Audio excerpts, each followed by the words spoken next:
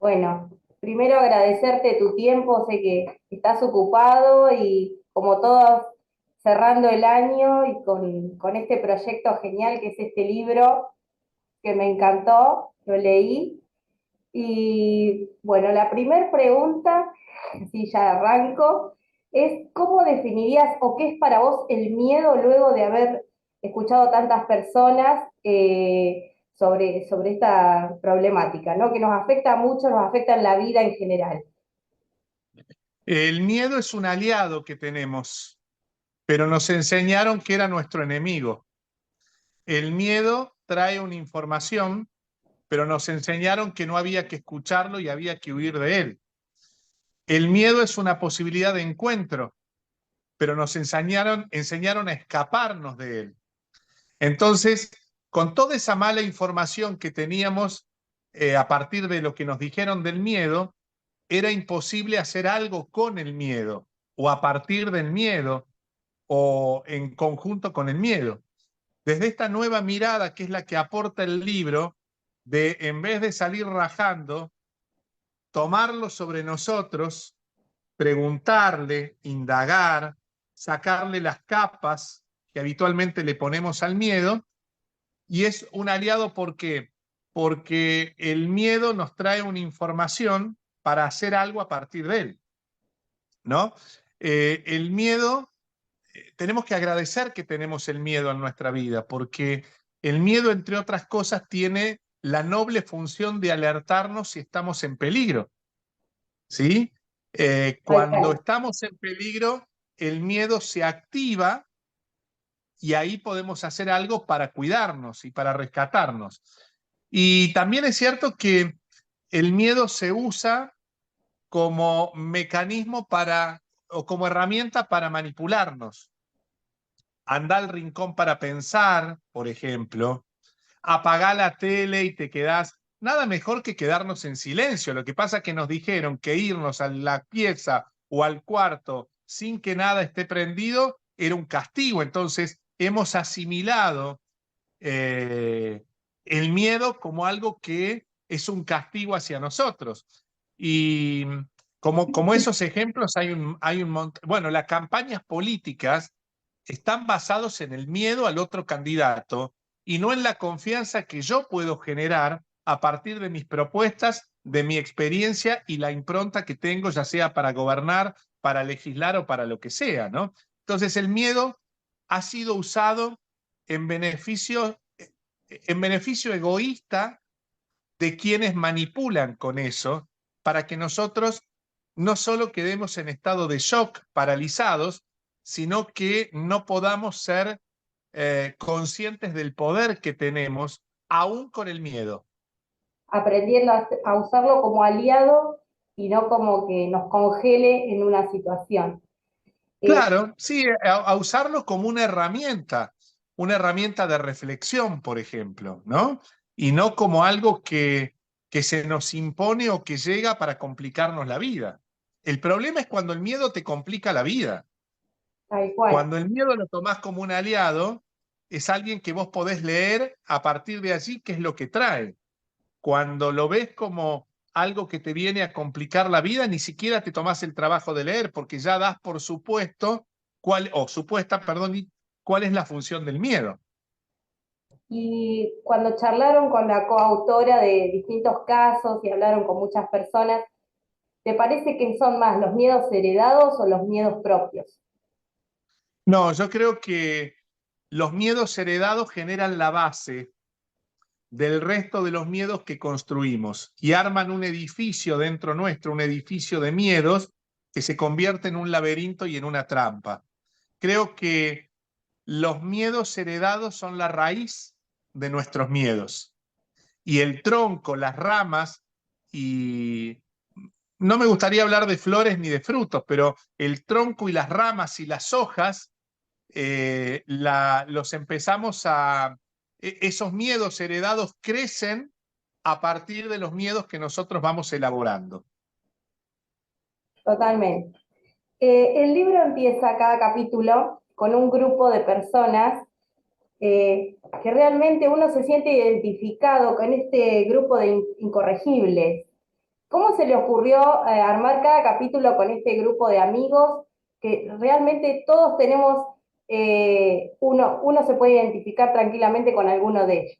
¿Cómo ocurrió esa idea? Bueno, tiene varias puntas. Una, nosotros generalmente contamos historias personales y queríamos hacer algo distinto para que no todos los libros tengan la misma fórmula. Segundo, tenemos muchas ganas de escribir ficción, pero también tenemos miedo de hacerlo, porque la cabeza nos dice, no, para eso hay que ser escritor, es como mucho, es mucho trabajo, es mucha elaboración. Entonces nos animamos a un cachito de ficción. Y por otra parte, creo que es una reivindicación todos esas personas que integran el grupo de los incorregibles, son personas que están presentes en nuestra vida porque en realidad son nuestros amigos, nuestros hermanos, hermanos de la vida, ¿no?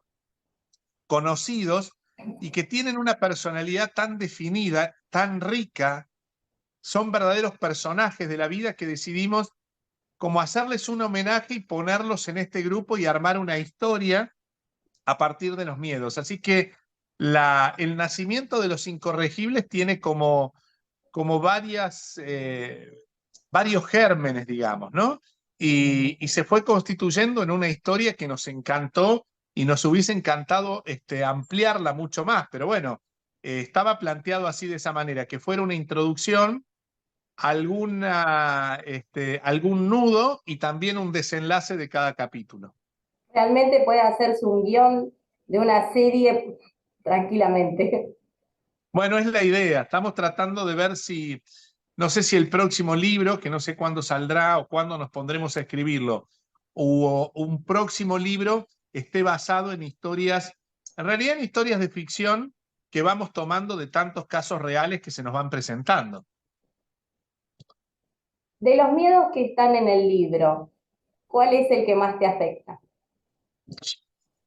Eh, Tal vez el capítulo que yo propuse escribir y que finalmente quedó, que es el miedo a manejar, porque tengo que desafiar todavía el mandato de mi familia de que tener auto era peligroso y que tener auto era para ricos, y eso me quedó.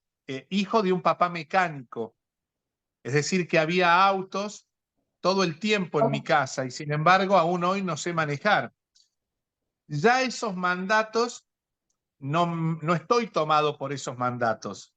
Sé que no son así, pero igual hay algo que no me permite todavía ir a sacar el registro. Mientras hacía ese capítulo, me hice 3 cursos para aprender a manejar, los aprobé a los 3 y el último estirón es ir a sacar el registro. Y doy vueltas y no me hago el tiempo y no me comprometo, no sé si por miedo o por vago, o vaya a saber qué razón, hay algo ahí que está todavía eh, condicionándome para sacar el registro de conducir. Pero es un capítulo que yo quiero mucho, primero por lo que lo escribí yo, después lo vimos juntos con Patricia, la coautora, pero además porque cuando yo puse en mis redes sociales que estaba aprendiendo a manejar y que estaba desafiando mi miedo, me escribió muchísima gente. Tanta que dijimos con Patricia, acá hay algo, ¿eh? Me parece que acá hay otro capítulo que es que no lo habíamos visto, y ahí surge el miedo a manejar. A mí lo que me gustó mucho del libro es que realmente deja herramientas, porque a veces uno lee mucho material y no te queda nada, pero acá sí hay muchos mensajes. Esto de abordar el miedo como un aliado, cada capítulo deja algo. Sí, y sobre todo a reconocer y legitimar el miedo como tal, ¿sí? No negarlo, no controlarlo, ¿sí? Sino aceptarlo tal como viene, no hacernos demasiado rollo con eso y preguntarnos qué sí puedo hacer a partir del miedo. Creo que el libro, los 3 libros, Soltar para ser feliz, Saltar al buen vivir y ahora salir de los miedos, tienen esa intención, que es dejar de hacernos la cabeza y ponerle acción a nuestra vida para que por lo menos nos podamos correr del lugar donde estamos. Bien. ¿Y qué encontramos en la web de Mario y Patricia, que nombra el libro? Bueno, ahí encontrás, por un lado, respecto del libro, Sí. encontrás historias, pequeñas historias de qué nos pasó a nosotros con cada uno de los miedos que proponemos en el libro. ¿Qué nos pasó con el miedo a enamorarme, con el miedo a valorarme? ¿Qué nos pasó con el miedo a la libertad? ¿Qué nos pasó con el miedo a la vejez, el miedo a la muerte, el miedo a lesotres, que es otro capítulo que a mí me gusta mucho, que es este miedo que le tenemos a las nuevas generaciones y las formas, incluso las formas de hablar que tienen las nuevas generaciones? Y entonces la gente que se mete en marioypatricia.com tiene ahí un link para poder llegar a esas otras historias que forman parte del libro, pero que no están dentro del libro. Yo agregaría un miedo ahora a la inteligencia artificial. Tremenda frase, tremendo, me encantó. Y decir, ¿qué le pasa a esa persona o qué situaciones ustedes pudieron ver de la persona que quiere emigrar? Bueno, sobre todo la incertidumbre, ¿no? La persona que quiere emigrar y quien lo hace, en un momento queda como en el medio del mar, como una cascarita de nuez en el medio del mar, con un océano hacia atrás respecto del país que deja, porque no sabe que no quiere estar ahí, y si bien define dónde quiere ir, no sabe exactamente si es el lugar, porque hasta que no tenga certezas, está todo en el terreno de la imaginación, ¿no? Y cuando, respecto de lo que leíste, no se muda una persona, se muda la historia de esa persona. Y la historia está compuesta por nombres, por apellidos, por olores, por sabores, por llantos, por risas, por ropas, por fotos, por lo que dejo y por lo que me llevo.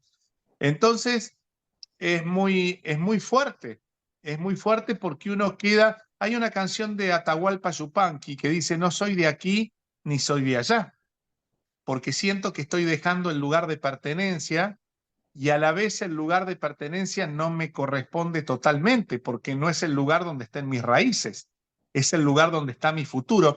Es como que se hace un corte en el medio de nuestra vida y quedamos entre una orilla y la otra, como una especie de tironeo interno, que salvo algunas personas que realmente asimilan que el nuevo lugar es su lugar y logran olvidar o soltar el país de origen, pero en algún momento la ficha cae, ¿viste? Sobre todo en la gente que se mudó con bronca o con resistencia o con resentimiento. Aun cuando dice que está bien en el nuevo país, no deja de hablar de su país de origen. Y están bien, están bárbaros, pero no pueden sacarse, no hablan desde la paz, hablan desde una ira que todavía está presente.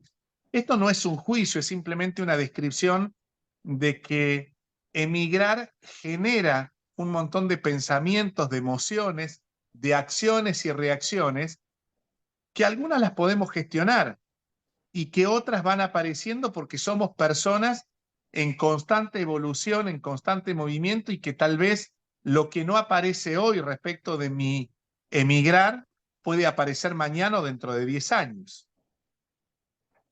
Hermosa reflexión. Y creo que muchos argentinos viven eso y también muchas personas que viven en nuestro país, que son inmigrantes. Nuestro país se formó de inmigrantes. Así que Ujú. tenemos en nuestro ADN un poco de eso. Sí, y además otra cosa, muchas veces lo que nos alivia de la decisión de emigrar es que ya lo hicieron nuestros abuelos o ya lo hicieron nuestros bisabuelos. Y eso nos da un alivio muy grande porque no estamos traicionando ninguna lealtad. Simplemente estamos recorriendo el mismo camino de nuestros abuelos, pero en sentido inverso. Y eso ayuda mucho a completar. El tema también con los que emigran es que como lo que se muda es nuestra historia, también es lo que dejamos. Porque si bien estamos llenos de ilusiones o de objetivos o de propósito en lo que va a venir, también implica dejar gente que amamos, que nos reclama, que se queda triste, que muchas veces nos manipula. Ay, me vas a dejar, se me va. Las madres dicen, no, no se te va. Es una persona mayor que ya puede decidir por su vida y entre las distintas opciones está irse al exterior. O sea, no tuviste tu hijo para que esté todo el tiempo al lado tuyo. Y si fue así, era una expectativa que tenías vos, pero que no se da en realidad. Entonces es muy fuerte para las personas que emigran porque bueno, hay una parte que se queda acá y es una parte que está muy dentro nuestro y que está fundada en el amor, ¿no? Es como cuando tenés que dejar una relación que aunque esté funcionando, vos sabés que no es conveniente seguir por distintos motivos, ¿no? Y es, te quiero, pero ya no te necesito. Necesito otras cosas y es muy fuerte escuchar. Como en el capítulo del divorcio, muy Como fuerte. el capítulo del divorcio. El capítulo de divorcio es,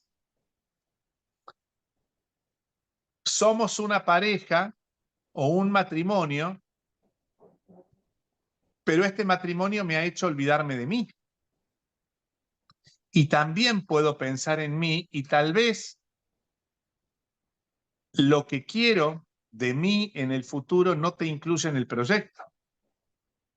Más allá de que rescate lo que hemos pasado, que también acepte lo que hemos pasado cuando hubo dolor, pero en este momento, en estado presente, necesito correrme o que te corras para avanzar hacia adelante, ¿no?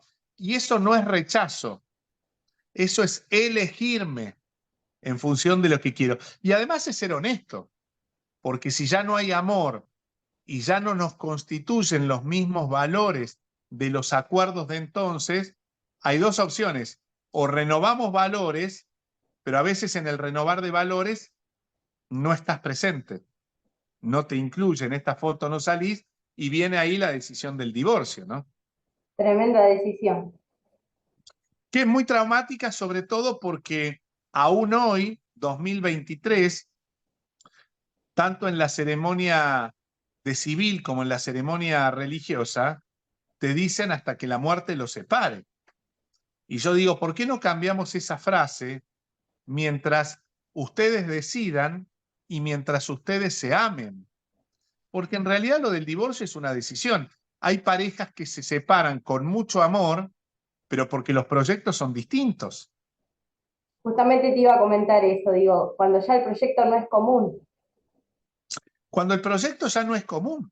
Entonces tal vez la frase podría ser, mientras nuestros proyectos sigan siendo en común.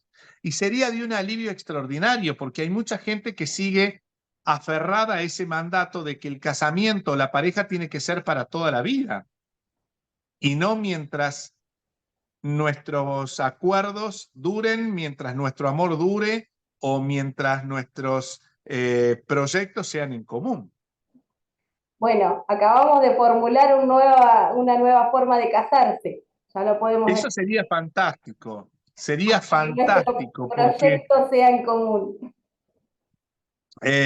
porque es como si alguien te dijera, ¿qué es lo que dura para toda la vida? Nuestra propia vida. Lo El único. resto está librado al azar.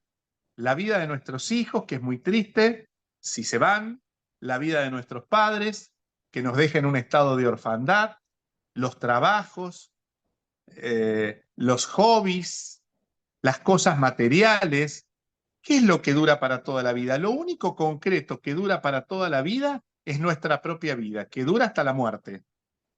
Después el resto puede que nos acompañen durante muchos años o puede que nos acompañen menos tiempo del que creíamos. Pero esto de para toda la vida a mí me sigue haciendo mucho ruido. La verdad que sí. Bueno, Mario, ¿qué te gustaría decirle al lector con respecto al libro? para finalizar. Dos cosas. Una, que es un libro sencillo para leerlo. No nos gusta escribir, nos gusta escribir sencillo, llano, al pie, para que el libro se pueda leer en la playa, en un colectivo, un ratito antes de dormir o mientras estás esperando en la fila para cargar nafta. O sea, es un libro práctico. Es un libro que se puede leer del derecho, del revés, o podés abrir una página y ya en la página que abras te va a dejar algo. No tiene una continuidad, no es la idea. Y que salir de los miedos es un ejercicio, no es una fórmula. Si fuera una fórmula sería muy fácil. Es un ejercicio, es como un deporte que hay que practicarlo. De pronto hay gente que se descubre que lo hace mucho más fácil de lo que creía, y hay gente que se da cuenta que salir de los miedos le resulta un poco más difícil de lo que tenía pensado. Lo único que vale es el intento. Lo único que vale es el ponerse en acción para que salir de los miedos y no quedar entrampados en ellos sea una posibilidad concreta.